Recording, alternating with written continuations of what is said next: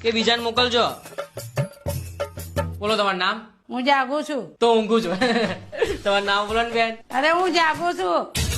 અલ્યા માસી મને ખબર છે કે તમે જાગો છો. મેં તમને કીધું કે તમે ઊંઘી ગયા. કીધું એવું? એ બુદ્ધિ વગરના માણસ, મારું નામ જાગુબેન છે. અલ્યા તો એમ કોને કે જાગુ નામ. તમારા હસબન્ડ નું નામ શું છે? કનું તમારા પતિનું?